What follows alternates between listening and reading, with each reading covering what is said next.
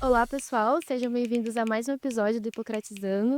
Hoje nossa conversa terá com um convidado muito especial pra gente, Dr. João Scorpione, médico formado pela Casa, da turma 67, especialista e urologista. A gente vai conversar hoje sobre a saúde masculina, mais especificamente sobre o câncer de próstata, né, que é um câncer que vem sofrendo muito preconceito ainda, né, que dificulta muito no combate e na conscientização da população a respeito dessa doença.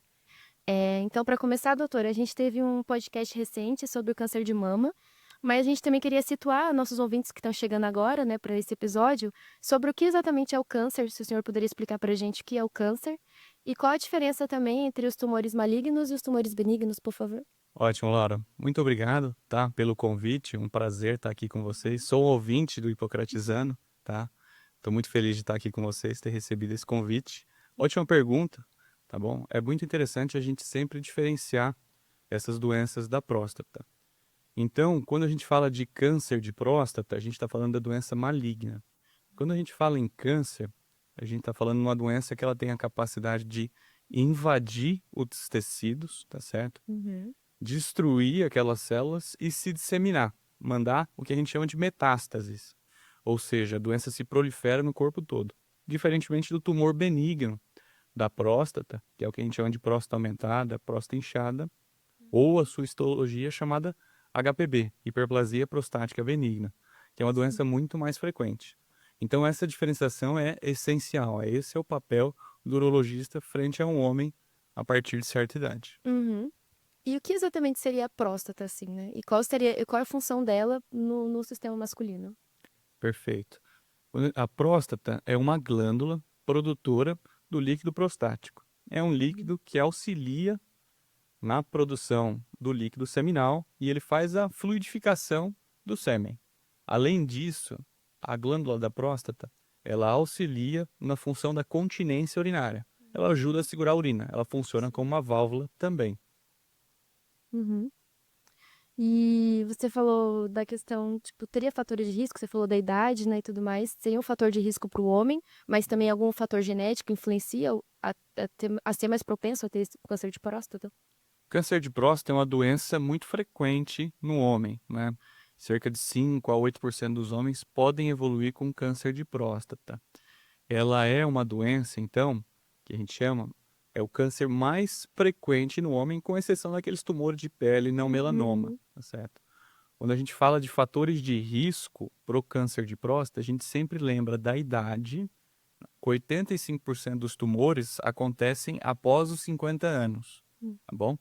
E além disso, é uma doença que tem sua base genética. Então, história familiar é muito importante. Então, é um fator de risco pacientes, então, que tenham familiares de primeiro grau acometidos, pai ou irmão. Uhum. Além disso, é uma doença que acomete mais pacientes negros. Então, afrodescendentes têm 2 vezes mais risco de serem acometidos pela doença e normalmente a doença é mais grave. Quando se faz o diagnóstico, ela normalmente está numa fase mais avançada da doença. Nossa. Então, qual seria a importância de fazer esse diagnóstico precoce, então, para o câncer de próstata? Perfeito. Quando a gente fala de Novembro Azul, a gente fala de uma campanha de conscientização, assim como Outubro Rosa, que acontece todas as vezes no mês de novembro. A gente sempre bate nessa tecla de prevenção, porque a nossa principal arma contra o câncer de próstata é o diagnóstico precoce. A doença, ela é inicialmente silenciosa, não tem nenhum sintoma. Por quê? Porque ela é uma doença que começa na periferia da próstata. A próstata é entre a bexiga e a uretra. E a doença começa como um pequeno nódulo, um pequeno carocinho, na periferia, na parte de fora. Então ela não altera o funcionamento da glândula no seu início.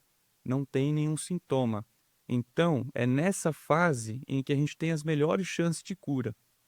Então, quando a gente fala de prevenção, é que o paciente, a partir de certa idade, procure espontaneamente o médico. Não espere que ele apresente nenhum sintoma. Ele vá lá a partir dos 50 anos ou 45, se tiver fator de risco, Uhum. faça sua consulta como um check-up e veja se não tem nenhuma alteração no seu exame físico, na sua anamnese, que possa indicar a possibilidade de um câncer de próstata. Então, o mais comum é ele ser assintomático nesse começo, né? Exatamente. E quando começa a aparecer os sinais, quais seriam os primeiros sintomas, assim, que aparecem? Importante diferenciar porque as duas doenças da próstata podem coexistir. O HPB, que é a próstata aumentada, a partir dos 50, 60 anos, metade dos homens já experimentam algum sintoma do crescimento da próstata.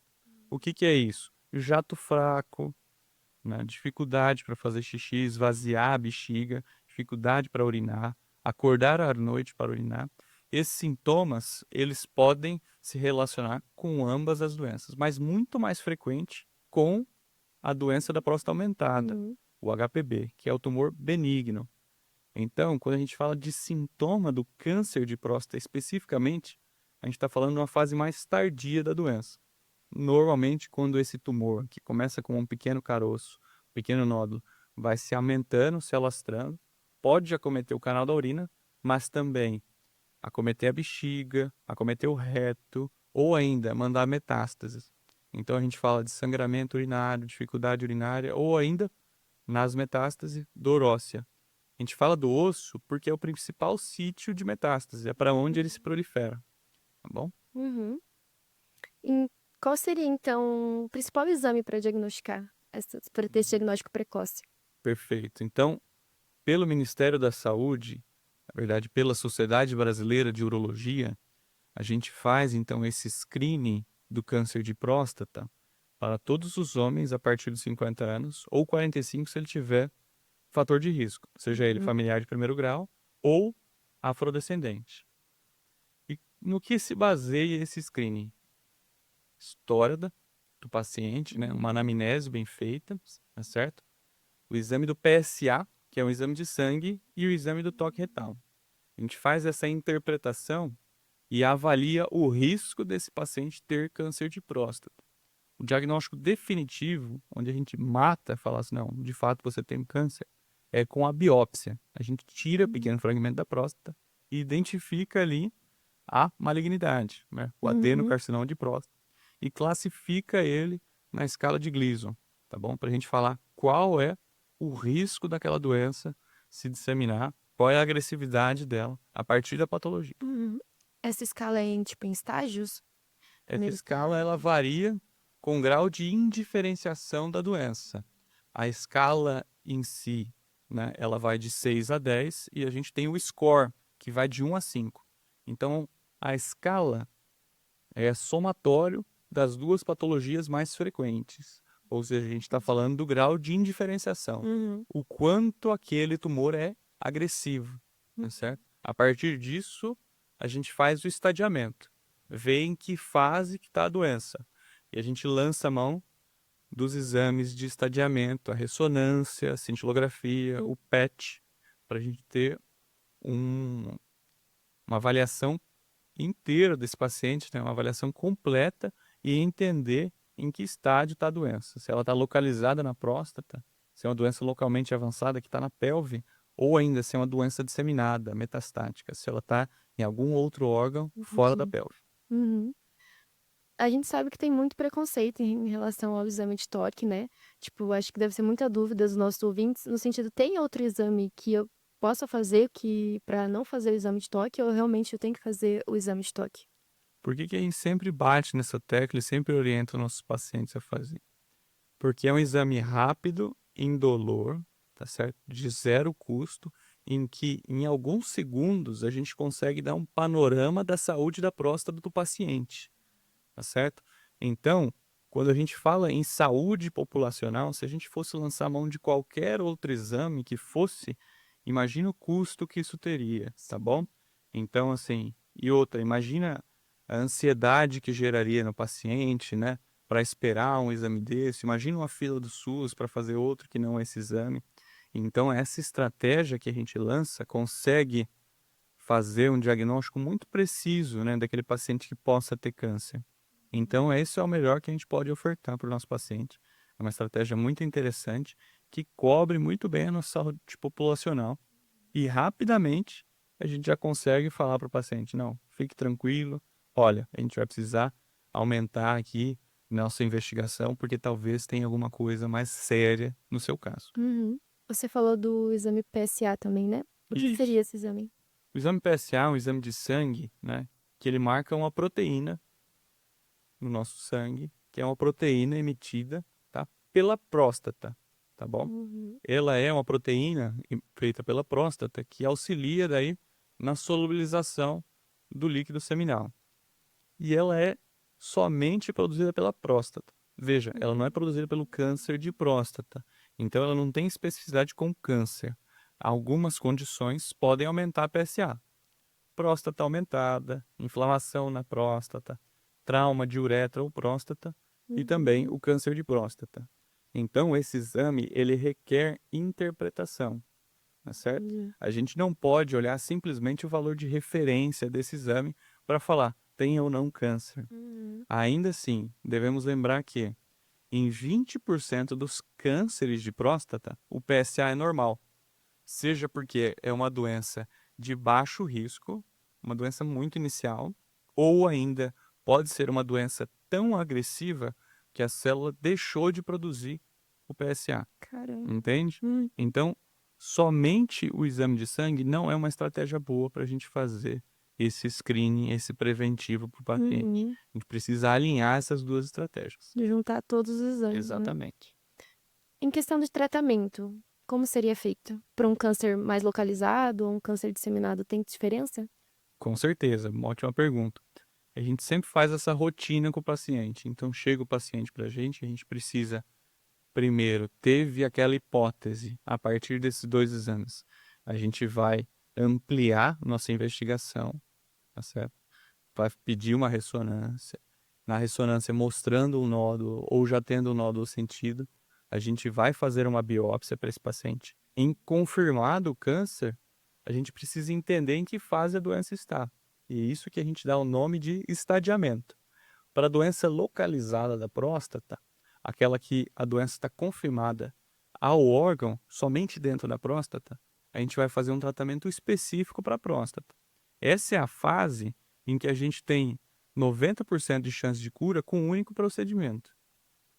Hoje, o que a gente tem de melhor na atualidade para fazer o tratamento do câncer de próstata localizado é a prostatectomia radical auxiliada por robô, onde a gente consegue retirar a glândula em sua totalidade, eliminando o câncer, então com alto controle oncológico, e mantendo a funcionalidade do homem.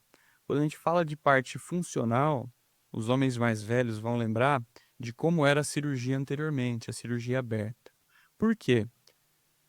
A próstata, ela está no oco pélvico e em cima dela correm os nervos responsáveis pela ereção, Uhum. tá? Pela potência. Ou seja, quando a gente faz uma cirurgia pouco delicada, em que a gente não faz, eu falo que é como se fosse uma escultura, a gente vai esculpir mesmo a próstata para tirar somente ela. Quando a gente tem alguma agressão ao nervo, a gente vai ter perda de função. Ou seja, aquele paciente pode evoluir com impotência. Ou ainda, quando a gente tira a próstata, imagine que vai ficar a uretra solta e a bexiga solta. Então a gente precisa fazer o que a gente chama de anastomose, que é uma emenda. Se essa emenda não for delicada, muito bem feita, essa anastomose, essa emenda, ela vai inferir em perda urinária, tá certo? Ela vai complicar e dificultar o funcionamento do esfíncter urinário, que está ali embaixo, né, na região da pelve, no períneo do paciente, tá certo? Se essa uretra não for muito bem tratada, se essa anastomose não for muito bem feita, o paciente pode evoluir, então, com toda essa perda de função. Assim, aí o disseminado teria essa opção também de tirar tudo? Quando a gente fala na doença disseminada, então a gente está falando que a célula está pelo corpo inteiro. Então, quando a gente faz a cirurgia da prostatectomia radical, o nosso intuito é eliminar todas as células de uma vez. No paciente que tem doença disseminada, não tem como a gente fazer. Na verdade, se a gente indicasse esse tratamento, ele ia colher somente os malefícios. E o benefício da cura da doença ele não teria. Então, para esse paciente que tem doença disseminada, a gente não fala em cura, a gente fala em controle. E o nosso controle, a gente faz daí de forma sistêmica. Uhum. é bastante interessante porque o controle, ele gira muito associado à questão da testosterona. Foi um Nobel, né, da urologia, no meio do século passado, em que viu a associação da testosterona com o câncer de próstata. Então, o primeiro tratamento para a doença do câncer de próstata foi a castração, o bloqueio hormonal. Depois disso, a gente foi avaliando e foi evoluindo, principalmente nas questões de estadiamento. Então, o que a gente precisa fazer é um tratamento individualizado, ver o caso do paciente e indicar para ele o melhor tratamento para ele, e não é para todo mundo. Uhum, sim. O doutor falou sobre aplicação robótica, né?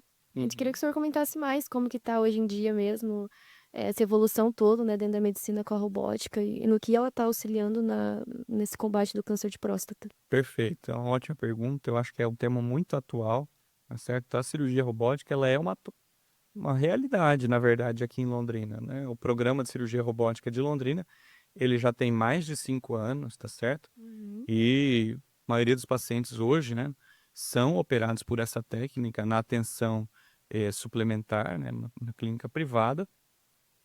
Lembrar que o robô, ele é uma atualização da cirurgia por vídeo. O robô, ele não opera sozinho. Na verdade, ele aumenta a capacidade do cirurgião. Veja, então se não for um cirurgião capacitado, o resultado da cirurgia Não, provavelmente vai ser inferior, tá certo? Então, o que a gente precisa é fazer um treinamento muito sério, tá bom? E esse treinamento dura anos, tá certo? Para a gente terminar. A gente hoje temos, né?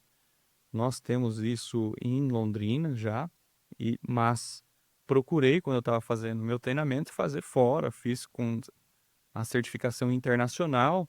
Eles têm um centro hoje, né? Que fica um em São Paulo e um no Rio de Janeiro. Eu Uhum. fiz todas as etapas do treinamento aqui no Brasil, tá certo? E hoje sou cirurgião robótico e ofereço isso para os nossos pacientes. É muito interessante porque quando a gente tinha cirurgia por vídeo, a gente tinha uma imagem que era por uma câmera 2D e nossas pinças, elas eram compridas e tinham, né, um varetão assim, e que a gente mexia por pequenos portais na parede do paciente. Então a gente não tinha um movimento de delicadeza tão grande. Uhum. Já era, na cirurgia por vídeo, já era assim, um ganho muito superior em relação à cirurgia aberta. Por quê?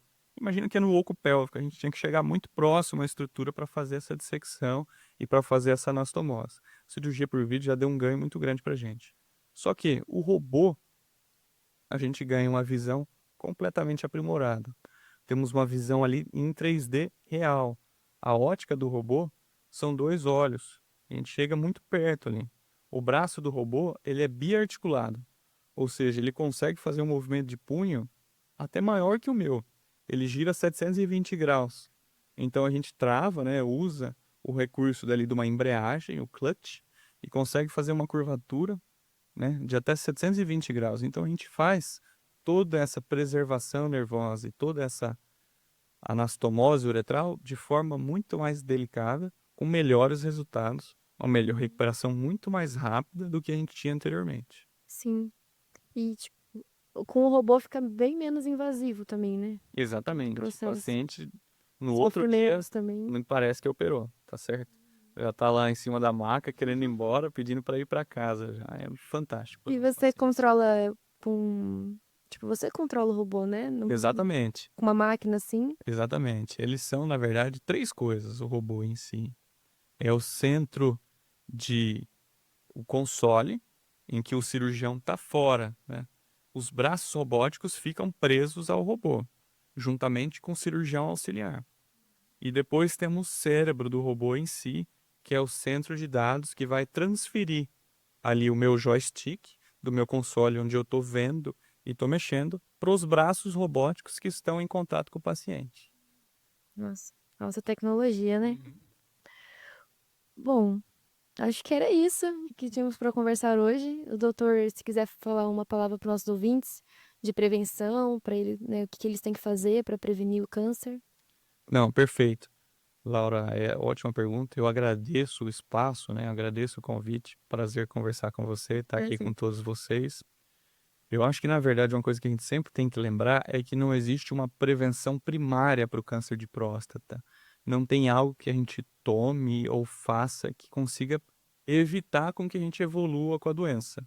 Quando a gente fala de prevenção, a gente está falando da prevenção secundária, ou seja, Uhum. descobrir o quanto antes para que a doença inicial, onde a gente tem altíssimas chances de cura, com preservação da função, seja o nosso intuito, né? É aquilo que a gente quer encontrar com todas essas medidas preventivas, com toda essa orientação. Obviamente, hoje em dia, o Novembro Azul não engloba só o câncer de próstata, ele engloba toda a saúde do homem.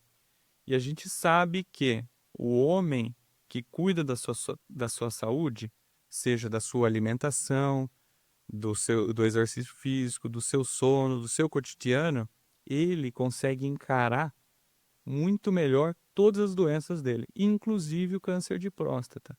Então a gente precisa fazer o preventivo para descobrir se há esse câncer, principalmente Uhum. nas fases iniciais, e também conscientizar que para o paciente evoluir bem, ele precisa estar bem, tá certo? Então ele precisa se Sim. cuidar, precisa já fazer o preventivo, não só do câncer de próstata, mas de toda a sua saúde. Passar no urologista, passar no cardiologista e cuidar muito bem do seu cotidiano. Perfeito. Uhum. Certo? Certinho. Muito obrigado, Muito tá? obrigada, doutor. Muito obrigada, ouvintes. Esperamos vocês no próximo episódio. Tchau, Tchau, tchau. tchau. Fiquem com Deus.